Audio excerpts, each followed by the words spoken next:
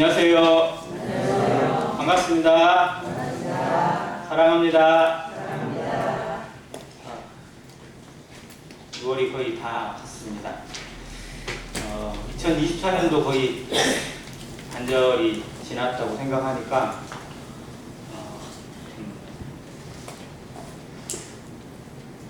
씁쓸한 마음도 또 한편에는 무거운 마음도 지울 수가 없습니다. 안 한 건 아닌 것 같은데 뭐를 제대로 했나 생각해보면 아쉬움과 또 안타까움 또 죄송한 마음이 늘 자리에 잡는 것 같습니다. 오늘 생각되어졌던 말씀을 통해서 교제하기를 원합니다. 말씀을 먼저 읽기 전에 최근에 들었던, 특별히 이제 저 같은 경우는 아침에 출근이라는 개념을 쓰긴 싫지만 항상 예배당에 와서 저 옆에 있는 소파에 앉아서 기도를 하면서 커피를 한 잔 마시면서 또 핸드폰 검색할 걸 검색을 하고 때로는 좀 무료하지만 그 시간을 한 30분 이상 더 자리에서 쭉 보내거든요. 이렇게 그 시간을 보내다가 갑자기 문득 든 생각이, 나 왜 여기에 왜 와 있지? 매일같이 어떻게 보면 반복되는 일상이긴 한데 여기에 이렇게까지 쭉 자연스럽게 오게 되고 와서 뭔가를 찾게 되고 또 확인하게 되고 기도하거나 묵상하거나 공부하거나 혹은 또 찬양을 하거나 뭐 이런 시간들을 갖게 되는 이게 너무 당연스러운데 무엇이 나를 이렇게 움직이게 할까? 무엇이 우리를 움직이게 만들까? 우리가 수요일이 되면 어김없이 집회에 참석을 하고 주일이 되면 더더욱 많은 성도들이 예배당에 찾아오고 누가 강제로 권하는 것도 아닌데 강제로 압력을 주는 것도 아니지만 우리 마음속에 뭔가가 있어서 이거를 행하게 하고 또 그것을 즐거워하게 하고 그것을 너무나 당연하게 너무나 감사하게 기뻐하면서 그 일을 행하게 합니다. 우리를 움직이게 만드는 힘의 원동력이 어디에 있을까? 우리를 살아가게 만드는 힘의 근원이 어디에 있을까? 성도가 성도의 삶을 사는 그 근원, 능력은 어디서부터 오는 것일까? 이 생각을 한번 해보면서 갑자기 이 말씀이 그대로 연상이 되더라고요. 고린도후서 5장 같이 보겠습니다. 고린도후서 5장 13절부터 15절까지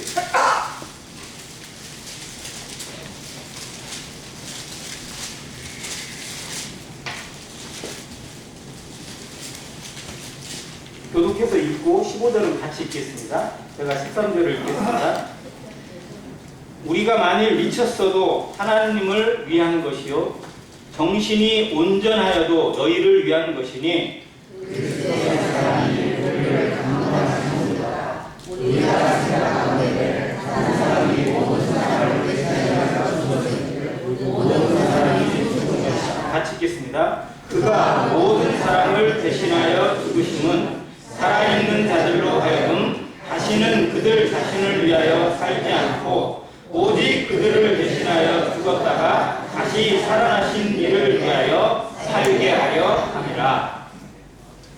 이 말씀이 또 다른 말씀도 있겠지만 이 말씀이 제게 정답으로 다가왔습니다. 그렇지. 나를 이렇게 움직이고 이 일을 하게 하고 또 이런 마음을 섬기게 하고 또 이러한 것을 즐거워하게 하는 원동력은 바로 그리스도의 사랑이구나라는 생각이 좀 들었습니다. 그리스도의 사랑이 우리를 그냥 그대로 하게 하는 게 정도가 아니라 본문의 말씀에 보면 강권하신다라고 하는 표현이 너무나 맞는 것 같아요. 오늘 우리를 강권하시는 사랑이라는 제목으로 한번 교제하기 원합니다. 먼저 본문 쭉 읽은 본문을 한번 좀 살펴볼게요. 성경을 공부하고 성경을 해석하는 원칙이 있습니다. 우리가 성경을 많이 보긴 하는데 또 자주 듣는데 그게 오랫동안 남지 않고 또 핵심은 느껴가는 경우가 너무 많아요. 그래서 성경을 공부하거나 성경을 해석할 때 원칙이 3단계가 필요합니다. 첫 번째 단계를 관찰이라고 합니다. 그리고 두 번째가 해석이에요. 그리고 세 번째가 적용입니다.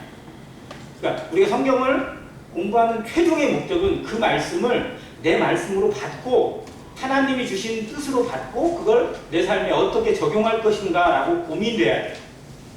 그 말씀을 받았다면 여기에 적용이죠. 그런데 적용이 되려면, 그리고 제대로 적용이 되려면 그 앞에가 조금은 좀 부드럽게 그리고 온전하게 이루어져야 됩니다. 근데 어디서 많이 실수하느냐? 관찰을 안 해요. 말씀을 그냥 해석하려고만 해요. 그러니까 많은 그 학생들의 태도, 그리고 처음 말씀을 대하는 것 같이 이 말씀을 내가 옛날에 들었어, 알아 라고 넘어갈 게 아니라 이 말씀이 무슨 의미로 주신 것인지, 왜 여기에 이렇게 기록하신 것인지를 조금 더 살펴보면 우리가 그 이상의 것을 얻을 수 있다고 말할 수 있습니다. 그래서 성경을 공부하고 해석하는 것에서 제일 많이 시간을 투자해야 되는 게 관찰이에요. 뭐 똑같은 건 아니지만 퍼센테이지로 따졌을 때 관찰에 60% 이상을 투자하라고 합니다. 해석이나 적용의 시간을, 그건 적용은 어떻게 보면 간단하게 나와요. 답만 나오면 되는 거니까. 근데 관찰이 너무 쉽게 지나가요. 즉 뭘 빼먹는 거냐면 본문이 왜 여기에 이렇게 기록이 되어졌을까라고 하는 하나님의 의도, 저자의 의도를 내가 좀 생각해 봐야 돼요. 여기에 이 말씀을 기록하신 이유가 뭔지, 그리고 이 말씀과 앞뒤를 같이 봐야 돼요. 앞에 있는 흐름이 이 말씀 뒤에 있고 이 말씀 뒤에 나오지는 또 다른 흐름이 있기 때문에 문맥이라고 합니다. 그 문맥을 살펴야 정확한 뜻이 해석이 되는 건데 그냥 그 말씀만 똑 갖다 놓고 거기에 마음에 드는 말씀 한 구절만 읽고 지나가는 경우가 너무 많아요. 그래서 나중에 그 말씀은 떠오르는데 전체적인 흐름은 잊어버리는 경우가 많고, 고린도후서 하면 몇 구절밖에 안 떠올라요. 그런 경우가 생길 수 있어요. 그래서 그런 것을 보완하기 위해서는 흐름을 같이 봐야 된다는 거고요. 두 번째는 이제 국어로 들어가면 머리가 아플 수 있는데 국어의 문법이 필요합니다. 자, 먼저 여기에 보면 쭉 읽었는데요. 상당히 긴 내용입니다. 이 전체가 몇 문장으로 되어져 있을까요? 문장으로. 예를 들어서 국어에서는 쭉 하다 보면 뭐 주어 뭐 있고 하고 마침표가 있고 그러잖아요. 성경은 자세히 보시면 알죠. 성경에는 마침표가 없어요. 혹시 성경을 읽으시다가 어디에 마침표 점이 찍혀 있는 거 혹시 보신 적 있어요? 성경은 원래 기록할 때부터 마침표라는 걸 안 쓰기로 이렇게 되어 있어요. 근데 원어상이나 헬라어 원어상이나 이런 데서는 문맥으로 이렇게 끊어지는 부분들이 분명히 있습니다. 자, 그럼 이게 몇 문장으로 되어 있을까라고 찾아봤더니 크게 보면 한 문장이고 조금 더 나눠보면 두 문장이에요. 근데 어디서부터 어디까지가 한 문장이냐? 14절과 15절이 전혀 마침표가 없이 끊어지지 않고 한 문장이랍니다. 우리에서는 14절에 죽은 것이라 라고 해서 마치 끊어지는 것처럼 되어 있는데 실상은 그냥 설명으로 계속 연결되어지고 끝나지 않아요. 계속 한 문장이에요. 자, 그러면 국어 공부 조금 하겠습니다. 그 문장에 있어서 제일 먼저 찾아야 되는 게 뭐를 찾아야 되죠? 주어를 찾아야 돼요. 주어. 그리고 또 목적어가 있고 또 서술어가 있어요. 자, 주어는 그것을 행하는 주체가 되는 거고 서술어는 무엇을 행하는 건지 그 주체가 뭘 하는지를 하는 거고요. 목적어는 누구에게, 누구를 대상으로 무엇을 위해서 그걸 하는 거냐라는 거예요. 이 세 가지가 주어, 목적어, 서술어가 문장의 기본입니다. 자, 이 세 가지만 제대로 있으면 한 문장이 제대로 돼요. 그런데 본문은 되게 길잖아요. 그래서 여기에는 주어를 서술하는 부연 설명이 거의 대부분이 들어가 있어요. 자, 그러면 14절과 15절이 한 문장이라고 했는데 거기에 주어가 뭘까요? 뭐 어떤 글이, 어떤 단어가 주어일까요? 아니 우리가 본대로 느낀 대로 말씀하세요. 그리스도의 사랑이 주어입니다. 그리스도의 사랑이 주어예요. 자, 그러면 목적어는 뭘까요? 목적어는 우리를. 그리고 서술어는 뭐예요? 서술어는 두 개가 나옵니다. 두 개. 즉 14절에 하나, 15절에 하나가 나와요. 자, 14절에 나오는 서술어는 강권하신다라는 거고요.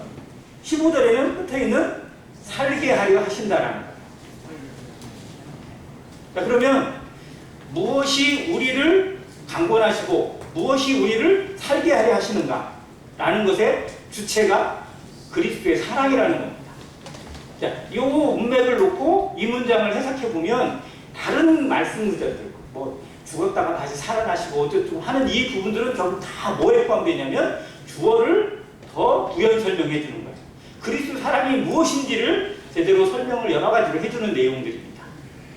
이렇게 문법으로 조금 좀 들어가서 공부를 하면 문맥의 의미를 또 이 문장을 통해서 주시는 정확한 의미를 조금 더 이해하기가 쉬워집니다. 자, 아까 주어가 그리스도의 사랑이라고 말씀을 드렸고 목적어가 우리를. 그러니까 그리스도의 사랑을 통해서 우리를 강권하시고 변화시키시고 또 하나님의 뜻 가운데로 살아가게 하신다라는 겁니다. 자, 그러면 결론을 말씀드리면 우리가 변화되어지고 우리가 하나님의 영광을 위해 살아가는 것이 내 의지로 되는 게 아니라 무엇으로 된다는 거예요? 그리스도의 사랑으로 된다는 겁니다. 다른 부분의 말씀에서 이와 좀 약간은 어감이 다르지만 하나님의 말씀이 우리를 그렇게 살아가게 하신다라고 되어 있어요. 근데 성도들이 신앙생활하면서 힘들어하는 게 뭐냐면 내가 다 하려고 해요. 내가 해야 된다고 생각하고 그게 당연한 것처럼 여겨져요. 그리고 안 하고 있으면 해야 되는 게 맞으니까 그걸 해야 돼요. 그런데 내가 할 수 있는 존재인지 생각해야 돼요.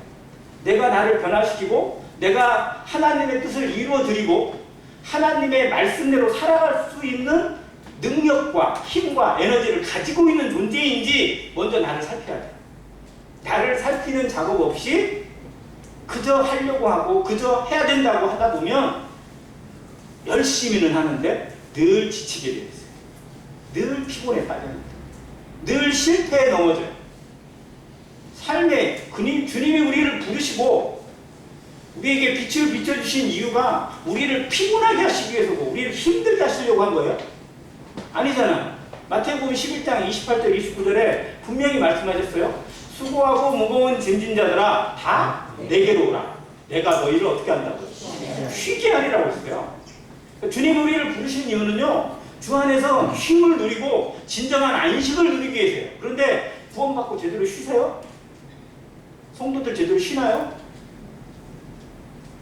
아니요. 쉬고 있으면 뭔가 잘못된 것 같아요. 뭔가 열심히 하고 있어야 돼요. 쉬고 있거나 그러면 내가 게을러졌나? 이 생각이 들거든요. 근데 주님이 나를 부르시고 여기에 교회에 모이게 하시고 또 하나님의 말씀과 은혜와 성령 가운데 살아가게 하신 이유가 실상은 가장 중요한 게 평강이고 가장 중요한 게 쉼과 안식인데 그거를 누리지 못하고 막 다른 데 가지고 막 열심히 헤매다가 너무 힘들게 고생하다가 지치고 스스로 지치고 또 다른 사람과 비교해서 지치고 또 교회의 일들이 너무 피곤하고 힘들다 보니까 교회 자체가 무거워지고 봉사가 두려워지고 집회 참석이나 수고하는 거나 헌신하는 거나 모든 것들이 막 다 계산대로 흘러가게 되겠어요. 근데 이게 정말 하나님의 뜻일까? 한번 고민해봐야 돼요. 그런데 이거를 하나님의 말씀 안에서 이루어내는 비결이 뭐냐? 우리의 어떻게 보면 생각으로 하나님 말씀을 초월해 있기 때문에 그래요. 하나님은 결코 네가 이제 이렇게 하라라고 하신 게 아니라 그리스도의 사랑이 우리를 강권하시는 거고 하나님의 말씀, 우리 안에 계신 성령이 우리를 그렇게 다듬고 변화시킨다고 분명히 말씀을 했는데도 우리가 하려고 하는 것들, 내가 하려고 하는 것들, 또 내가 해내고자 하는 의지로 그 일을 이루고 있다. 그 일을 하고 있다는 것이 우리가 말씀과 늘 갭이 나는 그런 부분이 아닌가 하는 생각이 좀 들었습니다. 그래서 이 말씀을 조금 더 좀 살펴보기 원합니다. 자, 여기에 핵심 원어는 뭘까요? 핵심 단어는 뭘까요? 우리에게 제일 깊이 꽂히는 단어는 뭘까요? 아까 쭉 읽은 구절에서 어떤 말씀이 제일 우리에게 딱 꽂히세요? 네, 사람마다 다를 수 있어요. 근데 제가 강조하고 싶은 단어는 뭐냐면 바로 강권이라는 단어입니다. 자, 신약 성경에 강권이라는 단어가 많이 쓰였을까요? 아니요, 거의 안 쓰였어요. 많이 없습니다. 그런데 강권이라는 단어를 조금 살펴보니까 또 의외로 쓰였더라고요. 강권을 국어사전으로 찾으면 한자어 나옵니다. 강할 강자에다가 권할 권자예요. 그래서 강하게 권하는 것, 강력하게 부탁하거나 뭐 이러는 것들이에요. 또 뭔가를 하도록 하는 것들, 뭐 이런 거예요. 그런데 헬라어로 찾아보니까 슈네케이라는 단어가 쓰였습니다. 이게 원래 동사로는 슈네콘인데, 쉰이라는 단어, 뭐뭐와 함께라는 단어와 함께 에코, 붙들다, 붙잡다라는 단어가 합성됐어요. 즉 뭐뭐와 함께 붙잡다라는 뜻으로 어떤 것이 조각이 나거나 떨어지지 않도록 붙들어주는 것을 표현하고, 또 강한 압력으로 붙잡는다라는 뜻이 있어요. 그러니까 국어사전적 의미가 맞아요. 똑같아요. 거의 성경적 의미하고. 그런데 여기가 중요한 게 한 가지가 뭐냐면, 이 단어가 사용되어 있는 시제입니다. 헬라어는 다른 어떤 언어보다 시제에 있어서 분명하게 드러내주고 있어요. 과거형이냐, 현재형이냐, 완료형이냐, 진행형이냐, 이게 정확하게 구분되는 단어가 헬라어입니다. 그래서 신약 성경은 교리적인 부분이나 또 구원의 어떤 그런 시제적인 부분이 정확하게 있기 때문에 헬라어가 어떻게 보면 가장 적합한 언어로 사용되어졌다고 합니다. 이 강권이라는 헬라어가 어떻게 쓰여졌냐면 현재형이고요. 그리고 능동 직설형으로 쓰였습니다. 자, 현재형입니다. 끝난 게 아니고요. 과거에도 그래왔고 지금도 그렇게 하고 있고 앞으로도 그럴 것입니다. 진행형이 같이 포함되고 있어요. 그리고 능동형이에요. 수동형과 능동형이 있는데, 수동형은 뭐뭐를 내가 읽는 거고요. 능동형은 그렇게 하는 거예요. 근데 여기에 주어가 아까 우리가 아니라 그리스도의 사랑이 주어라고 했잖아요. 그 주어, 그리스도의 사랑이 능동적으로 그렇게 행하신다라는 의미입니다. 해나가고 계시는 거고, 앞으로도 그렇게 해왔고 계속 그렇게 하신다라는 의미를 포함하고 있어요. 그래서 이 의미를 조금 좀 이해하고 들어가 보면, 그리스도의 사랑, 즉 뒤에 설명으로 보면 모든 사람을 대신하여 죽으시고 또 모든 사람을 대신하여 살아나시는 것, 즉 주님의 죽으심과 부활을 그리스도의 사랑이라는 한 단어로 설명을 했습니다. 주님이 우리를 위해 죽으시고 우리를 위해 살아나신 그 사랑이 우리를 강권하고 계세요. 지금까지도 강권해 오셨고 앞으로도 계속 강권하신다는 겁니다. 강하게 붙들어서 떨어지지 않게 하고 붙잡아서 끝까지 이루어내신다는 겁니다. 그리고 뒤에 끝에 보면 나를 위해 살지 않고 하나님을 위하여 살아가는 자들로 바꾸시고 변화시켜 가시는 힘이 된다라고 하는 해석이 나타납니다. 그래서 내가 나를 바꾸는 것이 아니라 그리스도의 사랑이, 즉 우리에게 찾아오시고 나를 붙들고 계신 그 사랑이 우리를 끝날까지 이루어 가시고 바꾸시고 변화시켜 가시는 힘이 된다는 겁니다. 그러면 결국 우리가 놓치지 말아야 될 건 나를 바꾸려는 노력이 아니라 그리스도의 사랑을 놓치지 말아야 돼요. 내가 어떤 사랑을 입었는지, 얼마나 놀라운 사랑과 큰 사랑을 받은 자인지 이것만 기억해야 돼요. 그래서 에베소서 2장에 그러므로 생각하라 그때 너희는 하면서 쭉 생각하라 기억하라라고 말씀해 주십니다. 우리가 매 주마다 성찬 예배를 하는 것에 감사가 어디에 있느냐, 이걸 꼭 기억하기 때문에 그래요. 우리가 누구인지를 기억합니다. 내가 어떤 사람이었는지, 주님의 사랑이 나에게 어떻게 왔는지를 잊지 않고 기억하게 하시는 힘이 거기에 있어요. 우리가 말씀을 듣고 말씀을 읽을 때 이걸 기억합니다. 그리스도의 사랑이 내 속에 머물러 있고 나를 붙들고 있고 나를 움직이고 있다는 것을 경험하는 겁니다. 자, 그 경험과 그 은혜가 우리의 중심을 바꾸시고 변화시켜 가시는 힘의 원동력이 되게 하신다는 걸 우리 신앙이, 우리 생애가 증인이 되어 있어요. 30년 신앙생활, 40년 신앙생활, 아니 또 어떤 분은 50여 년 가까이 신앙생활을 하신 분도 계실 겁니다. 그 생활을 쭉 돌이켜보면 물론 나도 거기에 동의해서 하나님의 은혜에 맞춰서 살아온 어떤 의지가 필요하죠. 그게 있었죠. 그런데 지금까지 살아온 게 다 하나님의 은혜구나, 하나님의 사랑이구나, 그리스도의 능력이구나라는 걸 우리가 인정할 수밖에 없습니다. 얼마나 많은 순간 위기가 있었고, 얼마나 많은 순간 포기하고 싶고, 얼마나 많은 순간순간마다 그냥 좌절하고 싶은 순간이 얼마나 많았겠어요. 그런데 그때도 우리에게 다시 힘을 주시고 일어나게 하시고 또 그 길을 걷게 하시는 것, 이게 바로 그리스도의 사랑이고 하나님의 사랑이구나라는 걸 본문을 통해서 한번 생각해 봤습니다. 네, 이번에는 이 강권이라는 단어, 즉 휘네케이라는 이 단어가 다른 구절에 몇 군데에 사용이 되는데요. 그 용례를 한번 찾아보겠습니다. 첫 번째, 누가복음 4장 38절. 누가복음 4장 38절에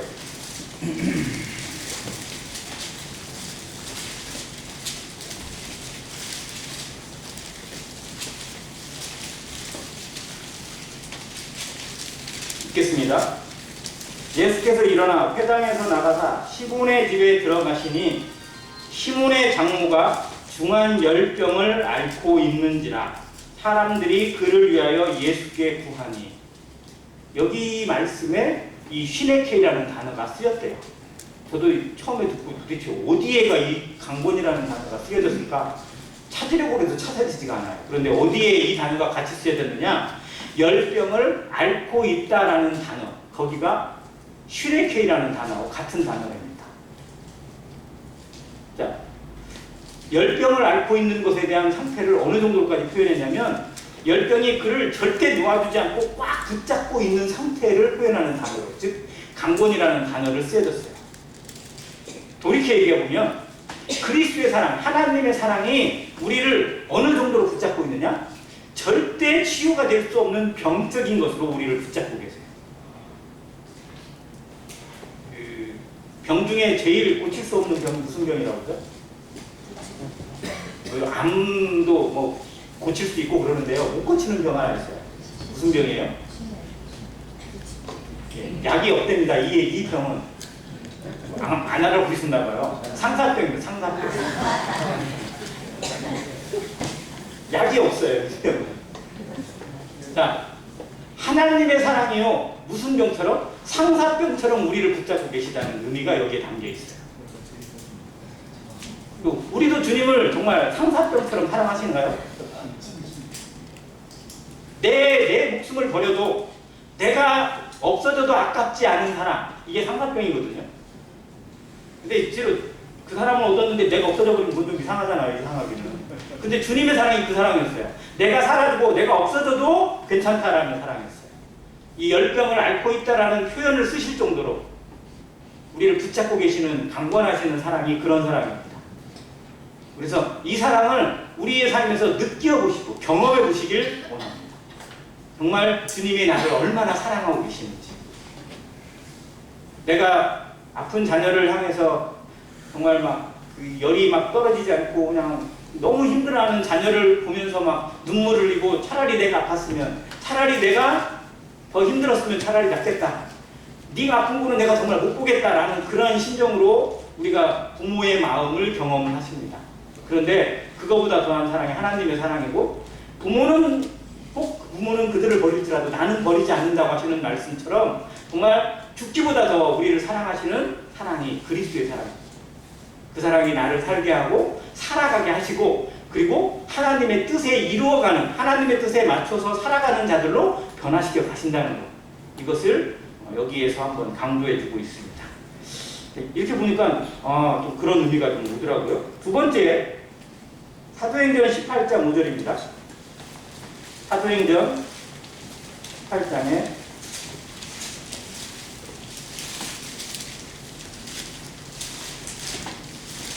5절 같이 한번 읽을까요? 시작. 실라와 디모데가 마게도냐로부터 내려오매 바울이 하나님의 말씀에 붙잡혀 유대인들에게 예수는 그리스도라 밝히 증언하니. 자, 여기에 이 강권의 의미와 같은 단어가 쓰였어요. 어디일까요? 네? 네, 붙잡혀. 여기는 좀 이해가 되죠? 뭐에 붙잡혔어요? 말씀에 붙잡혔어요.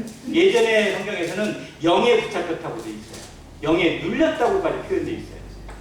자, 사도 바울이 어떤 사람이었는지 여기에서 참 보여줍니다. 그는 예수의 영에 완전히 눌려 있어요. 붙잡혀 있어요. 즉 그를 움직이는 힘은 자기의 의지예요? 아니면 그리스도의 영이에요? 그리스도의 영. 하나님의 말씀. 그는 말씀대로 움직였고 말씀대로 살았고 말씀대로 죽었습니다. 여기에 이게 붙들려. 우리는 무엇에 붙들려 살아가는지를 한번 생각나게 하더라고요. 우리를 움직이게 만드는 힘의 근원은 무엇인가? 나의 중심을 움직이고 내 생활을 움직이고 내 발걸음을 움직이고 내 얼굴을 웃게 만들고 울게 만들고 또 내 손발을 움직이게 만드는 근원이 내 눈에 보이는 어떤 것인지 아니면 하나님의 영, 그리스도의 영, 하나님의 말씀인지. 물론 우리가 바울처럼 살아가기는 쉽지 않겠지만 또 그 정도의 택함과 그런 부르심을 받은 성도들은 아니겠지만 적어도 우리에게 바울을 보여주시고 하나님의 말씀을 보여주신 것은 그걸 본받으라는 거예요. 바울도 그렇게 얘기했거든요. 내가 그리스도를 본받은 자 된 것 같이 너희는 나를 본받는 자 되라고 하시다. 이것이 힘들어 보이고 이것이 정말 고달파 보이고 어려워 보이지만 인생에 있어서 최고다. 가장 행복한 것이고 가장 놀라운 것이다 라고 고백해주고 있습니다. 우리가 무엇에 붙잡혀 있는지 무엇에 딱 접착되어져 있는지 이걸 한번 생각해야 하는 단어입니다. 사도 바울이 말씀에 붙들려서 그리스도의 영에 눌려져서 살아갔는데 우리의 생애도 그런 눌림으로 그런 것에 붙들림으로 살아가게 되기를 또한 기도하겠습니다. 자, 마지막 한 구절로 보겠습니다. 빌립보서 1장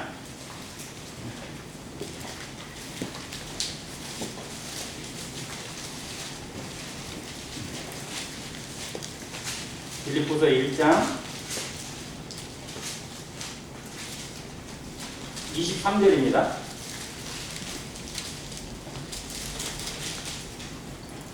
역시 한번 읽겠습니다. 시작.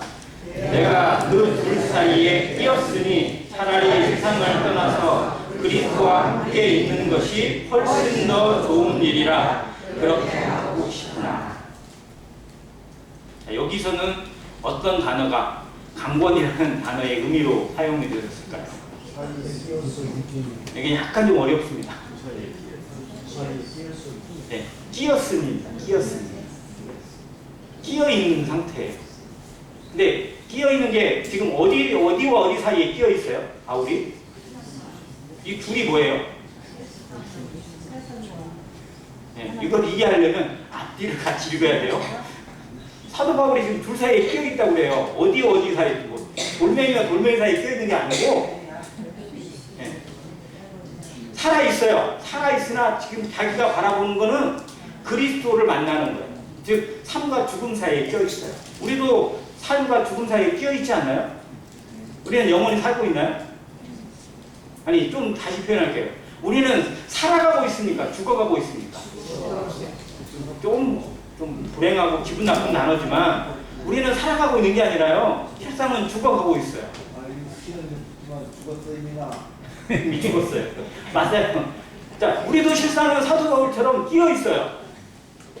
왜요? 언제 주님이 부르실지 알 수 없는 그러나 확실하게 예정되어 있잖아요. 죽음은 누가 피해갈 수 있거나 누가 벗어날 수 있는 게 아니에요. 한 번 죽는 것은 사람에게 정하신 것입니다. 하나님이 정하신 것이에요. 누구도 벗어날 수 없어요. 그런데 우리는 죽음에 대해서는 생각을 하지 않아요. 그저 이 삶이 영원할 것 같고 이 삶이 계속될 것 같고 계속 이런 일만 있어질 것 같은 착각에 살아가기도 합니다. 이걸 기억해야 돼요. 언제든지 나는 주님 앞에 부름받을 준비가 되어져 있는가. 바울은 오히려 지금 이 말씀에서 뭘 더 원해요? 더 살기를 원해요? 더 죽기를 원해요? 죽기를 원해요. 이 미친 사람 같아요. 아무리 어때도 이생이 좋다고 막 어른들 그 얘기 하잖아요. 뭐해도 여기가 낫다고 그런 얘기를 하잖아요. 왜? 안 죽어봐서 모르니까 그런 거예요. 근데 바울은 이미 죽음 이후의 세상을 봤어요? 안 봤어요? 봤어요.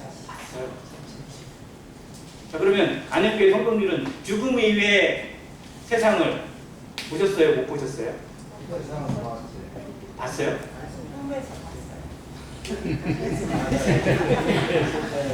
그러니까 이게 바울이 본 것과 우리가 본 것, 우리도 보긴 봤어요. 그런데 바울이 본 것은 너무나 분명한 거고 우리는 희미하게 본 것 같아요.